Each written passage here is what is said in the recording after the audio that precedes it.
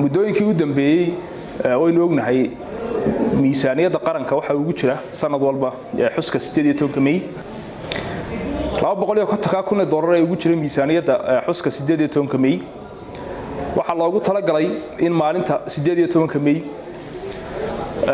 loogu qabto barnaamijyada gobolada dalka ka dhacaya in lagu sameeyo calamada maalinta shacabka loo qaybinayo in lagu qabto xafladaha kooban ee habeenka la qabto haddaynu walaalayaal 250,000 u qaybino gobol walba 6 gobol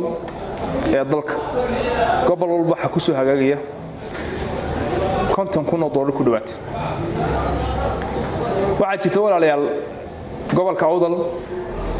oo maanta ka hadlayo miisaaniyadda 18 May haddaynu u qaybino inta ku jirta $41,000 baa ku soo hagaagaysa $41,000 waxa loogu talagalay in lagu qabto xaflad isku soo baxyada aroortii iyo xafladda habeenkii waxaan shalay toole baraha bulshada iyo warbaahinta dalka ka arkaynay barasaabkii gobolka Awdal oo isku duwayaasha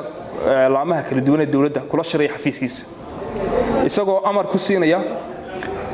inay waxa weeye wasaaradoodana qurxistaan oo calanka Soomaaliland ku buufiyaan inay calamada soo iibsadaan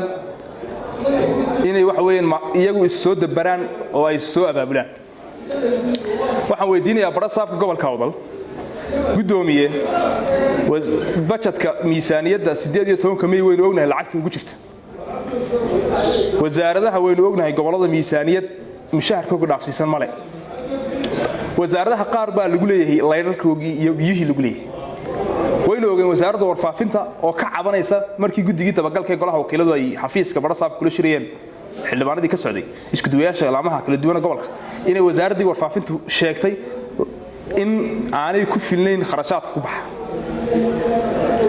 iyadoo wasaaradda warfaafinta ay ka mid tahay wasaaradaha ugu waaweyn qarankan ugu miisaaniyad badan ugu budget badan ayay haddana saaw cabanayeen maxaad u malaynaysaa wasaaradaha kale ee aynu ognahay xaaladooda D ilaa E leh waxaan leenahay gudoomiye kaama qabato laba xaaladoodba gobolkan kaama qabtaan inaad wasaaradaha aynu ognahay budgetkoodu aan dhaafsiisanayn shidaal leydkooga iyo biyaha iyo kirada aan dhaafsiisanayn inaad tiraado calankiini iyo buufinta xafiisyadiina soo qaata miisaaniyaddii qaranka ay lacagtii ugu jirto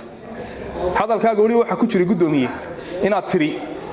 waxa Hargeysa inooga imanayay inaan ku xisaabtamin waxa Hargeysa ka imanaya waa budgetkii iyo miisaaniyaddii qaranka gobolkan xaq u lahaa halkee la geenayaa marka wasaaraddu walba ay soo habaabusho lacagtii budgetka loogu talagalay halkee la geenayaa waxaan aad iyo aad ugu xumahay inuu mas'uulkii gobolka ugu sareeyay waxa weeyaan waxa ku hadlay isagoo ay ahayd inuu laamaha gobolkan dhismahooga horumarkooga sidii miisaaniyadda kor loogu qaadi lahaa mashaariicda gobolka kor loogu qaadi lahaa inuu ka shaqeeyo inuu dib u hagardaameeyo wax looga fadhiyo maahin waxaan halkan baaq uga soo jeedinayaa ganacsatada gobolka Awdal waynu ognahay ganacsatada cashuurta dhabarka lagaga jibiyay iyadoo sixir bararkii jiro shidaalkii qaaliyoobay waxa weeyaan asxaartii dalka iyo sarifkii aan ognahay halku maray in maanta haddana la yidhaaho lacag baad bixinaysaan wax ka qabta maaha waxaan u soo jeedinayaa ganacsatada gobolka xaq la idinkuma leh in cashuurna la idinka qaado oo maalinta aad bixin weydaan idinkana la xidho la idinka xishoon albaabadiina la soo furto maalinta ay waxa weeyaan 18 May aad cashuurtii lacagta la nagu lagu bixin lahaana la idinka soo bixiya waxaan leenahay haddaad wax bixinaysaan masaakiinta waa heen ee dadku ku dhacay wax ka bixiya dadka abaartu ku dhacday wax ka bixiya dad ka cabanayay beerahoogii in laga dhigo danguud beeraha waan ognahay waxna waa danguud oo marka beeraha la xaweel la nashqadeynayo waxna danguud baa loo gooyaa waxna waa dadka yaa ka shaqeyso waa la dhisaa waana la iibsadaa beero iyo jagooyin saddex goor gacantii saddexaad maraysa in maanta waa danguud leeyahay ma qabato waxa weeyaan dadkii iska lahaa 200 oo qof ayaa lagu cayray meel halkaas oo leeyahay waxa laga dhisay dhakhtarka TB-da dadkii gacantii saddexaad bay maraysaa sharcigoogii oo sharciyeysan oo dawladda soo sharciyeysan oo maayirkii degmada hore ku saxan yahay haystaan waxaan leenahay dadkaana dhulkiina xaq la idinku malayn in laga qaade ilaashada cid sharci xoog idinka qaadi kartaana ma jirto xoolaha aad leedihiin cashuur baad ka bixisaan ardiyad baad sanad walba bixisaan bil walba waxa la idinka qaada waxa weeye macaash baan laga qaadaa waxaan leenahay waxaasi kama qabato